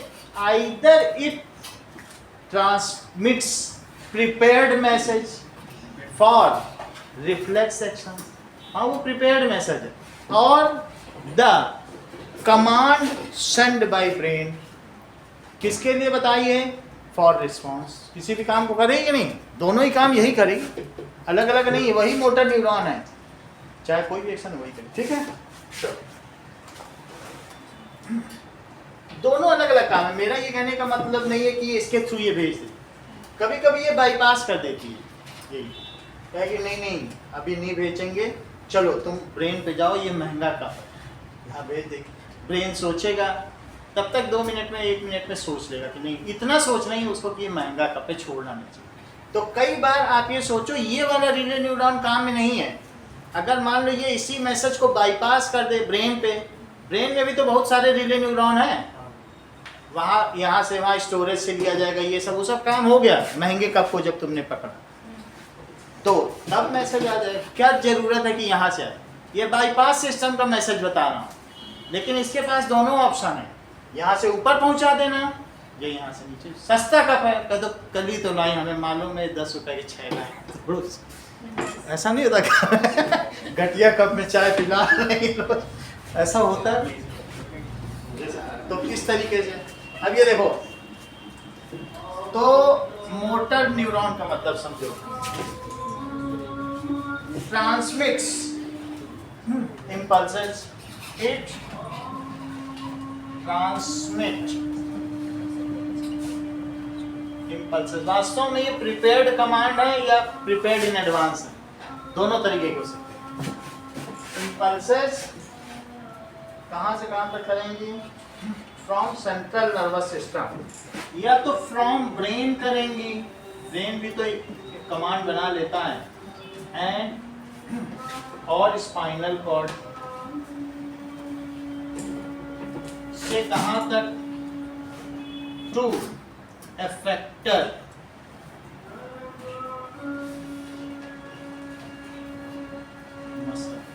ये बात ध्यान देने की ज्यादा है, ब्रेन ने कमांड भेजा और मान लो तुमने हाथ ऐसा रखा है और तुम्हें हाथ हटाना है, तुम पैर हटाने लग गई है, एफेक्टर मसल पर जो हटाना है वही हटेगा, है ना? नहीं तो समाज में हंसी के पात्र बन जाएंगे।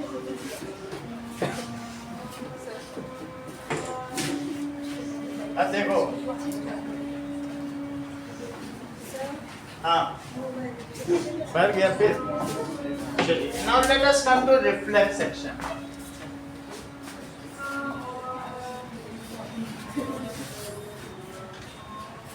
कितना पानी हम लोग सांस से बाहर निकालते हैं?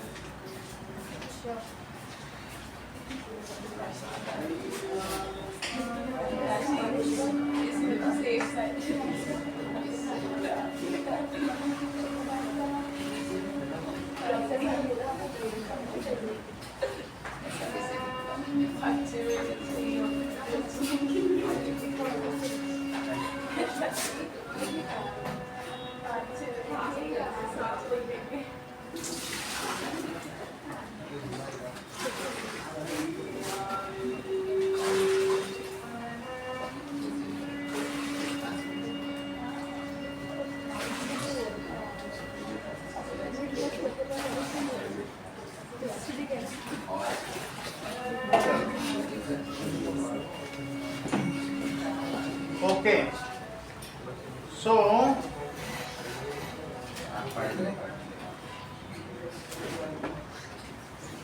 let us come to reflex section.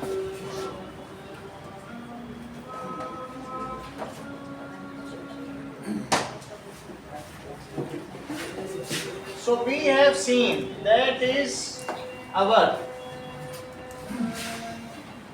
control and coordination.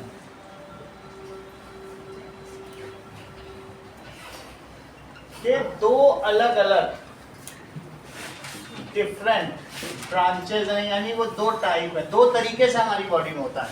It is accomplish by two types. एक तो मुझे मालूम है that is endocrine system, hormonal system, लेकिन दूसरा क्या है? Nervous system. नर्वस सिस्टम में एक हमने देख लिया था कि दैट इज पेरिफेरल और दूसरा सेंट्रल। सेंट्रल में स्पाइन एंड स्पाइनल कॉर्ड लिख सकते हैं, स्पाइनल कॉर्ड एंड ब्रेन। जबकि जो हमारा पेरिफेरल है उसमें ऑटोनॉमस एंड वॉलंटरी है।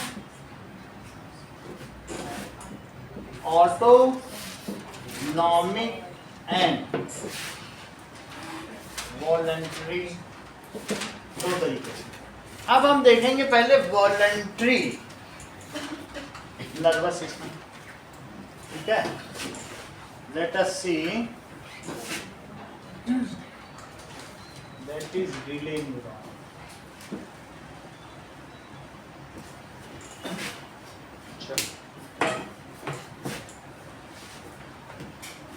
इतना काम हो गया।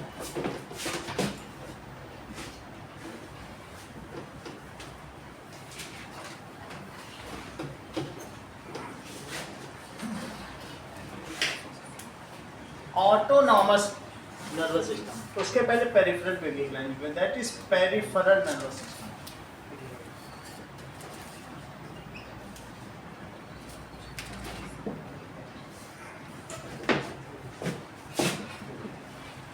There are millions of nerves. Millions of nerves तो वैसे हमारे ब्रेन में भी हैं, मिलियंस ऑफ नर्व्स, ठीक है, distributed throughout our body,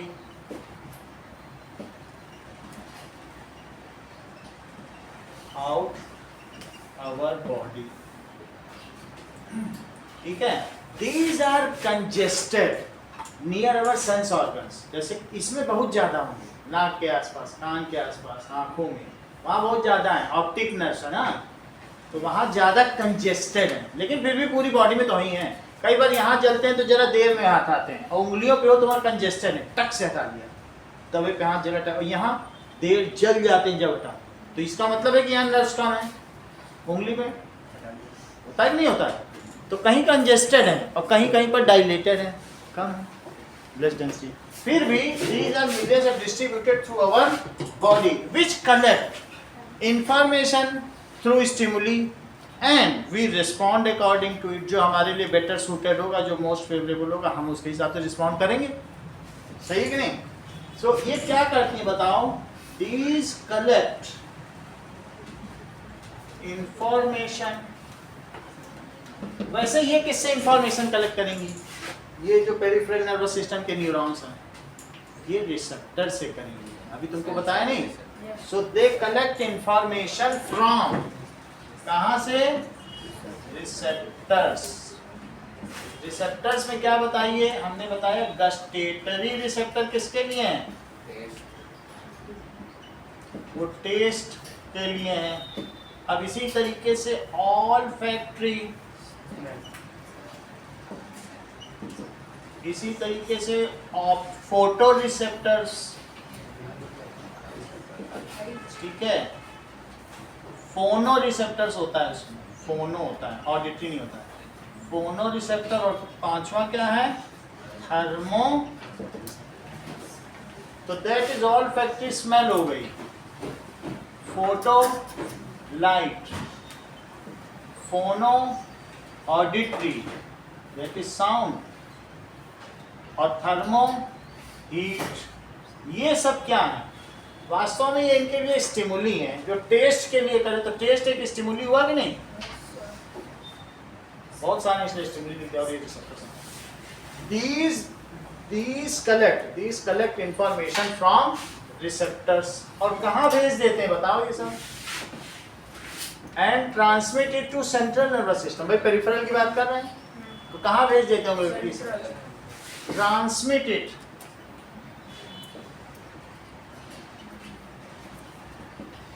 to central nervous system, ठीक है।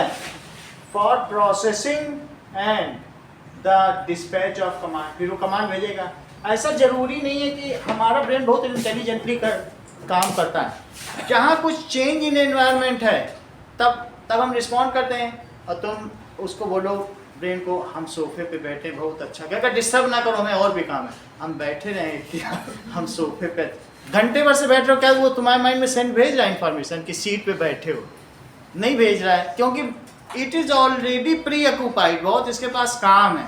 इसलिए ऐसी वैसी इंफॉर्मेशन जब सडन चेंज होगा, है ना, नीचे से कांटा गिरने लग जाए, अरे कांटा गड़ रहा सब भेजेगा। ऐसे फालतू के काम नहीं करता कि सिंपली भेजता रहे, ऐसे तो डिस्टर्ब कर लोगे तुम अपने माइंड को, सही कि नहीं?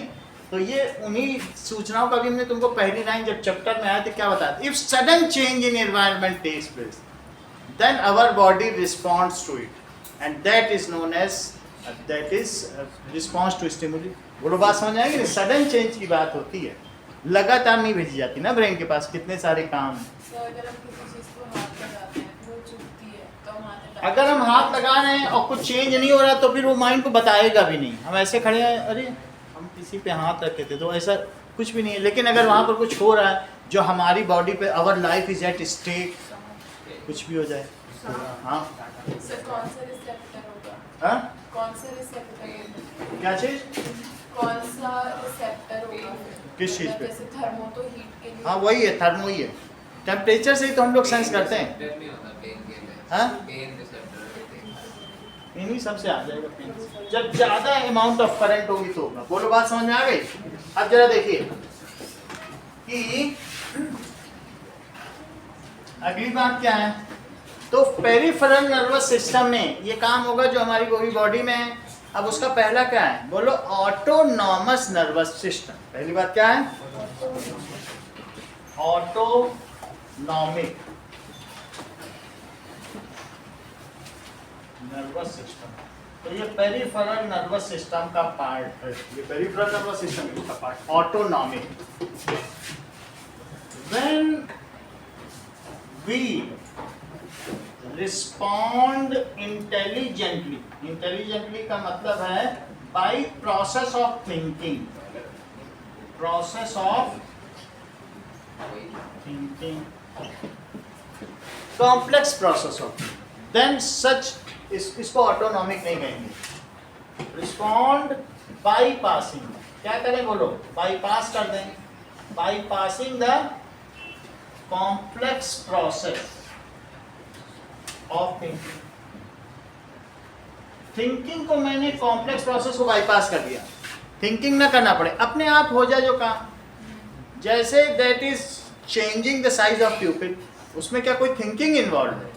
अभी कोई इधर से आवाज ऐसे, neck sudden movement of neck, sneezing, इसी तरह से याइंग, जैसे ये ताशी कभी कभी कर देती है, समझना ही बात की नहीं। या तो इन सब में क्या, जैसे कभी नींद आती है तो हमारी बॉडी को ऑक्सीजन की जरूरत पड़ती है, तो मुंह खोल के it is the extra oxygen we are taking in. याइंग एक केमिकल प्रोसेस है जिसके थ्रू हम क्या करते हैं, इतनी सेल्स को जगाने की कोशिश करते हैं, समझ नहीं बात की नहीं, it is needed. So when we respond by passing the complex process of thinking and execute urgently to stimuli, तुरंत एग्जीक्यूट किया। एग्जीक्यूटिंग का मतलब है निष्पादित कर देते हैं किसी काम को त्वरित गति से, तो उस प्रोसेस को क्या कहेंगे, अपने आप चलने वाला काम। एंड एग्जीक्यूट या रिस्पॉन्ड ही लिख लो, respond urgently to stimuli, it is called reflex action। चलो रिफ्लेक्स एक्शन के बारे में एक दो और चीजें देखें, इसकी डेफिनेशन देखें वास्तव में है। कोई तुम्हारी ओर हाथ बढ़ाए, तुम्हारी पलक झपक जाए तो ये रिफ्लेक्स एक्शन। वो बोलते भी हैं कि अगर तुमने कोई काम रिफ्लेक्स में किया है तो कोर्ट में बोलो, sir I have killed that person reflexly. अच्छा रिफ्लेक्सली बोलो, जाओ जाओ, तुम अपराधी नहीं। बोले उसने हमारी तरफ हाथ आगे बढ़ाया हमारे हस्बैंड ने हमारी तरफ हाथ बढ़ाया, हमें लगा पता नहीं कौन है, मैंने चाकू जो आलू का था उसकी तरफ अरे तो तुम जाओ, रिफ्लेक्सली किया था तुमने, हमें लगा मारा था। नहीं सर, हम रिफ्लेक्सली किए थे, हमें लगा कोई आ गया है और चाकू यहाँ का वहाँ चल गया, वो उड़ गया। ये बात तो समझ आई बात की नहीं? अगर तुम ये प्रूफ कर दो कोर्ट में मैंने रिफ्लेक्सली किया है, तुम सजा के हकदार ही नहीं हो, ठीक है? So accused is not convicted, free, वो कन्विक्ट ही नहीं है एक्यूज्ड। सो अब हम देखें, the pathway taken by nerve impulse, इन्हें जरा चेक करो, the simplest form of response by nervous system is called reflex action. Simplest form देखा ना, यही सिंपलेस्ट फॉर्म, इससे ज्यादा कोई सरल नहीं हो सकता। अब इसकी डेफिनेशन लिखो, the simplest form of response by nervous system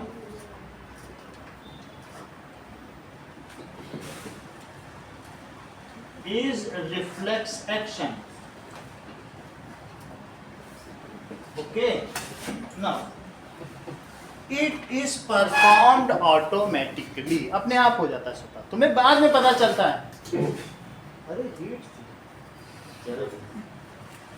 automatically, पहले हाथ हटता है, तुमको बाद में पता चलता है, क्योंकि वो सूचना ब्रेन तक देर में पहुंचती है, ब्रेन पे पहुंचेगी तब तो तुम्हें पता चलेगा हीट थी, वो तो स्पाइन ने कर लिया अपना काम, और फिर ब्रेन को बताया सर वहाँ हीट थी, हाथ हटा लिया गया, अच्छा बहुत अच्छा किया, ब्रेवो, चलिए आगे भी करते रहे, उसको वो शाबाशी देता है।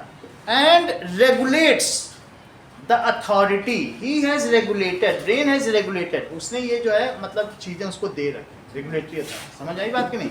अब जरा देखो, इन दिस क्या होगा, such actions are perform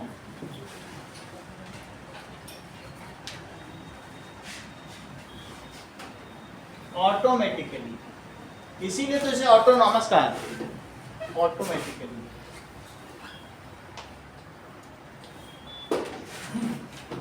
now जरा देखें, what are the examples of reflex actions and various reflex actions, and what is the definition of reflex arc.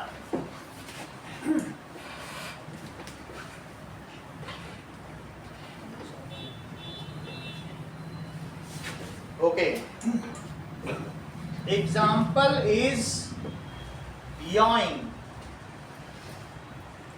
sneezing, छींकना भी रिफ्लेक्स एक्शन है, किसी किसी को एलर्जी होती है, blinking of eyes,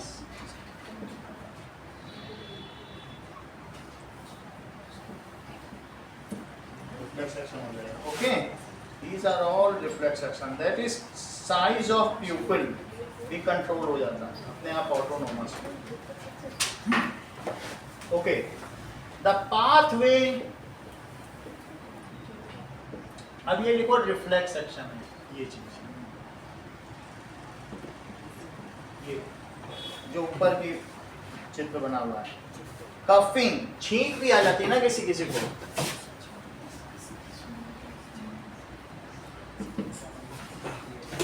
pathway followed by nerve impulse in a reflex action, followed by nerve impulse during a reflex action is called reflex arc, इसे reflex arc कहेंगे, ठीक है? For example,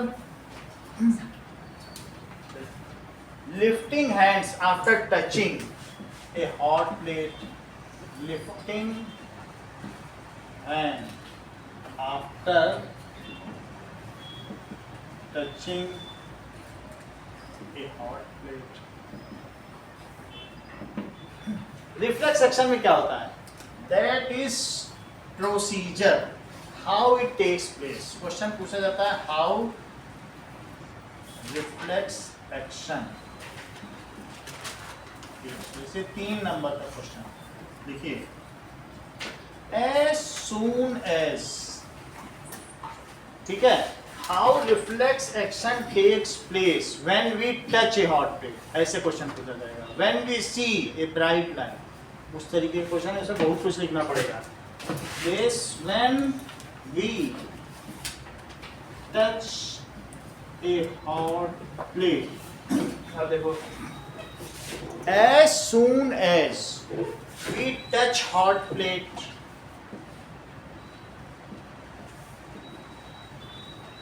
the thermoreceptors present in our fingers, ठीक है, receive information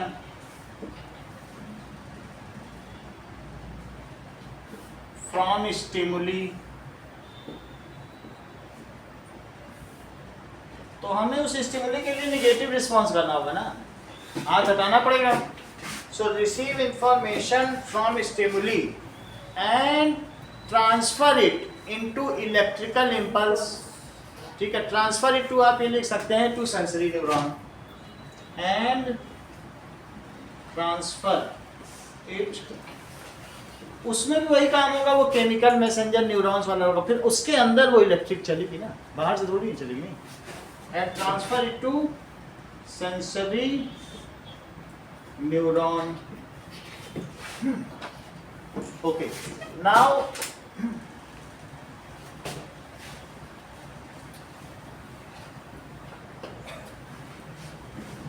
when it reaches to spinal cord, अब ये यहाँ पर मैं ऐसा कर रहा हूँ, कभी लाइट पड़ेगी तो मैं स्पाइनल कॉर्ड नहीं लिखूंगा, फिर मैं ब्रेन लिखूंगा। अभी दूसरा क्वेश्चन आएगा तो ब्रेन होगा ना। व्हेन इट रीचेस टू, यहाँ पे ये वाला काम होगा, it reaches to spinal cord, then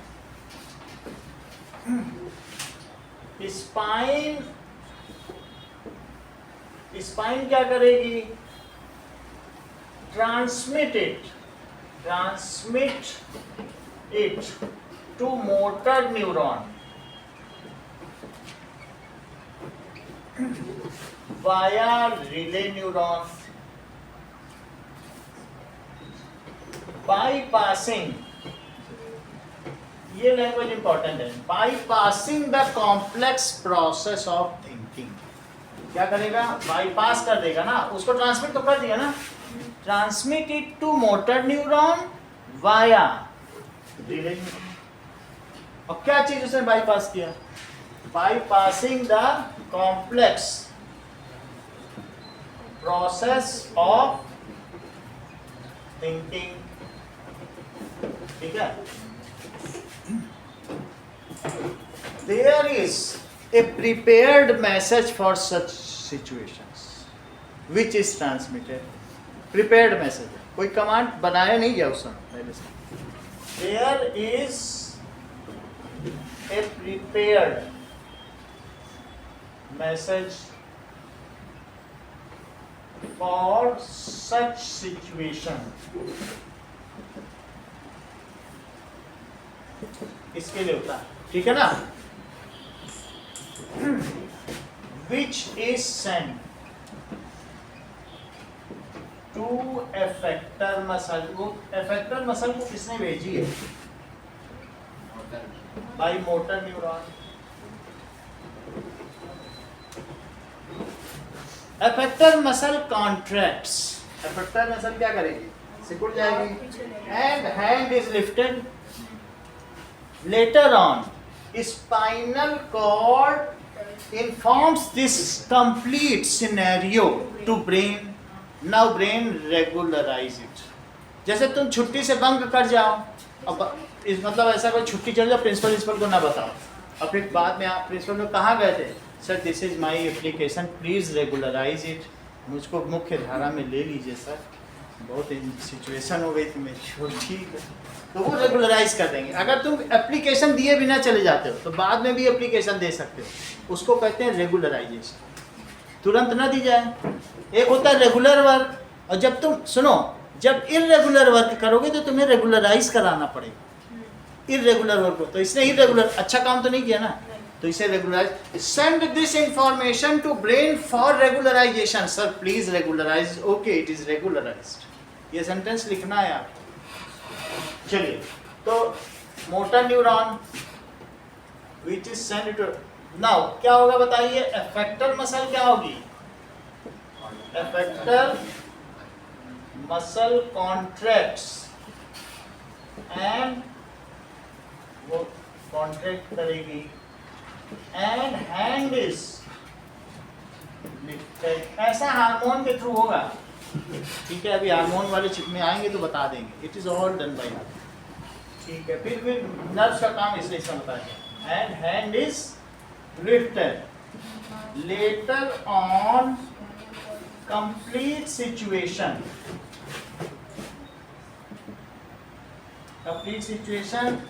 here the same message is also transmitted। किसे ट्रांसमिट कर दिया जाएगा, message is transmitted to brain for regularization।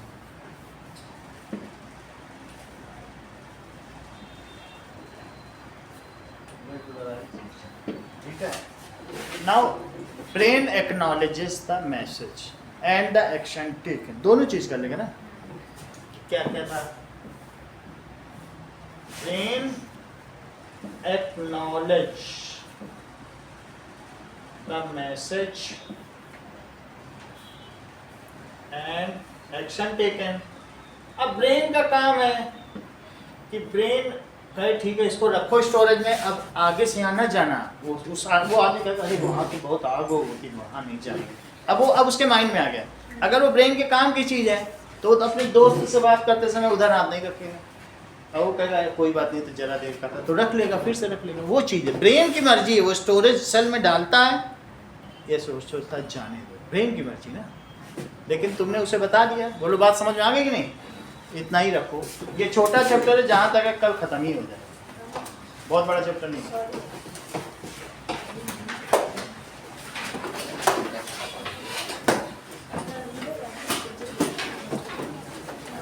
School में भी 2 दिन में खत्म कर दिया होगा ना। नहीं सर, स्कूल में टाइम दिया है।